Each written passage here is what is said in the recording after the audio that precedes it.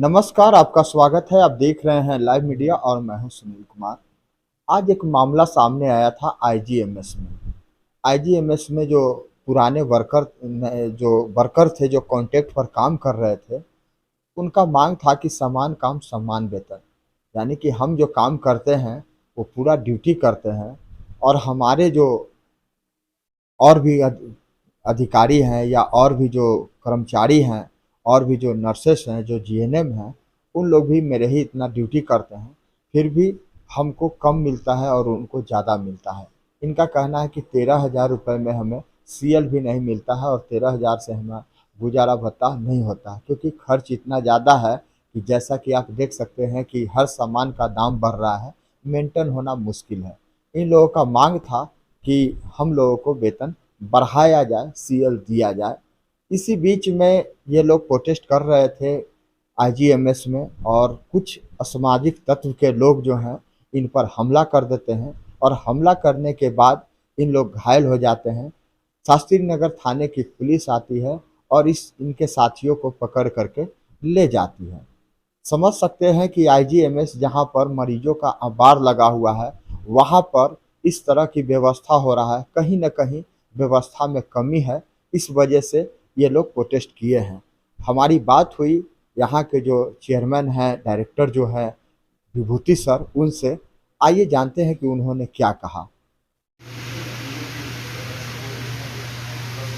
देखिए, उनकी कुछ मांगे थी तनख्वाह वृद्धि को लेकर करके, जिसपे कि संस्थान प्रशासन अपनी तरफ से पूरी तरह से कोशिश भी कर रहा है कि जो उनकी उचित मांगे हैं, जो लॉ के मुताबिक मांगे हैं, उसको फुलफिल किया जाए।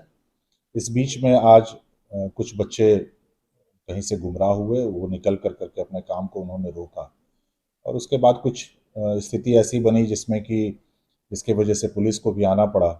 तो लॉ तो अपना काम करेगा, अगर कहीं पर लॉ को ब्रेक करेगा आदमी तो वो अपना काम करेगा। और जहाँ तक हमारी प्रायोरिटी का विषय है, वो ये है कि मरीजों को कहीं भी हमारे तरफ से तकलीफ नहीं होनी चाहिए। प्राइमरली हम लोग यहाँ पे मरीज के लिए हैं, तो पेशेंट्स का वर्क कहीं पे भी हैम्पर नहीं होना चाहिए। और उसके साथ साथ जो हमारे आउटसोर्सिंग के जो बच्चे काम कर रहे हैं विभिन्न विभागों में, उनकी भी जो मांगे हैं, जेन्युइन डिमांड्स हैं, उस पर संस्थान प्रशासन अपनी तरफ से पूरी कोशिश करेगा। और अब हमको लगता है कि सारे लोग अपने काम पर लौट चुके हैं, तो उम्मीद करते हैं कि यहाँ पर ये अंत हो जाएगा और सारे लोग अपने काम पर लगे रहेंगे। ये लोग का मांग था समान काम समान वेतन का, कि हम इतना ही काम करते हैं, हमें 13,000 मिलता है और लोग हैं जिनको 60,000, 40,000, 30,000। इस विषय पे देखा जा रहा है, ये अलग अलग अनुबंधों के तहत रहा है और अलग अलग कंपनीज के थ्रू होता है, तो इसलिए ये इस विषय पे भी एक तरीके से चल रहा है, मंथन चल रहा है। आगे से सर ऐसी कुछ बातें होंगी तो क्या उसके लिए क्या? नहीं, सिर्फ हम ये कहना चाहेंगे सारे संस्थान के स्टाफ से भी और सारे संस्थान के जो आउटसोर्सिंग एम्प्लॉयज़ हैं या जो भी लोग संस्थान के लिए कार्यरत हैं, मरीज हैं तो हम हैं, तो मरीजों के हित को ध्यान में रख करके ही सारा काम करना है। हर एक चीज़ की व्यवस्था सरकार में बनी हुई है, अपने ग्रीवांसेस को रखने का भी व्यवस्था बना हुआ है और ग्रीवांसेस अगर नहीं एड्रेस होता है तो उसको भी देखने का व्यवस्था बना हुआ है। उसके मुताबिक हम लोगों को काम करना है। सर, कुछ जो लोग प्रोटेस्ट कर रहे थे, मांग जो कर रहे थे, और उनके ऊपर कुछ उनका कहना है कि असामाजिक तत्व के लोग थे तो हम लोग के साथ मारपीट किया। जो फुटेज हैं वो पुलिस को दे दी गई हैं, अगर पुलिस डिमांड करेगी तो उनको दे दिया जाएगा और उसके मुताबिक जो भी कार्रवाई करनी होगी। थोड़ा परिचय अपना दीजिए। मेरा नाम डॉक्टर विभूति हुआ, निदेशक हूँ मैं संस्थान का। मैं अविनाश कुमार झा, आईजीएमएस के कॉन्ट्रैक्ट स्टाफ माइक्रोबायोलॉजी में 2018 से कार्यरत हूँ।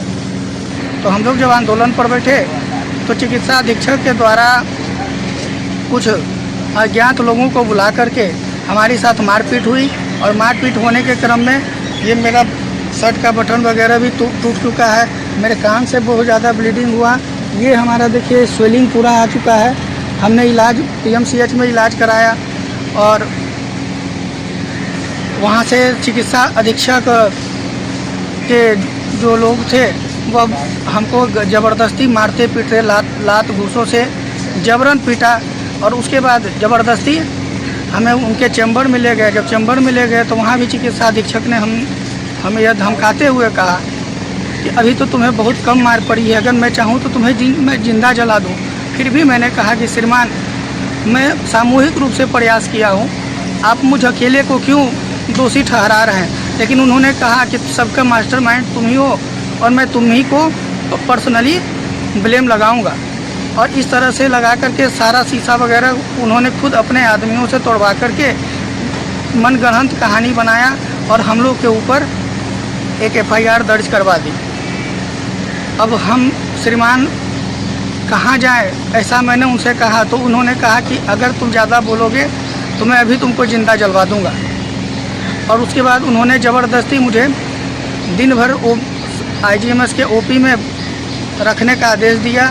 वहाँ पर श्रीमान न मेरा कुछ इलाज करवा पाया, न कुछ हुआ, न मुझे किसी तरह का ट्रीटमेंट मिली, न कोई दवा, एक खुराक मुझको दवा मिला।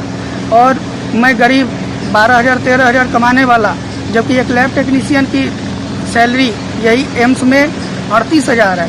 और मैं यही मांग लेकर के सर श्रीमान चिकित्सा अधीक्षक के पास बार बार जाता रहा कि श्रीमान 5 वर्षों से एक ही पेमेंट पर हम लोग काम करते आ रहे हैं, हर जगह महंगाई बढ़ रही है, लेकिन आप इस पर निर्णय क्यों नहीं लेते हैं। और जिसका जवाब में श्रीमान मुझे इस तरह की नौबत आई और मेरे साथ इस तरह का व्यवहार किया गया।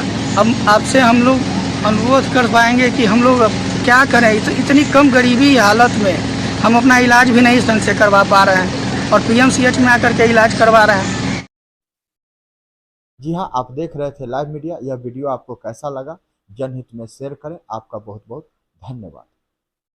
हमसे जुड़े रहने के लिए हमारे YouTube चैनल को सब्सक्राइब करें और नई वीडियो की नोटिफिकेशन के लिए बेल आइकॉन को दबाएं। अगर आप ये वीडियो Facebook पर देख रहे हैं तो लाइक जरूर करें और ज्यादा से ज्यादा शेयर करें। धन्यवाद।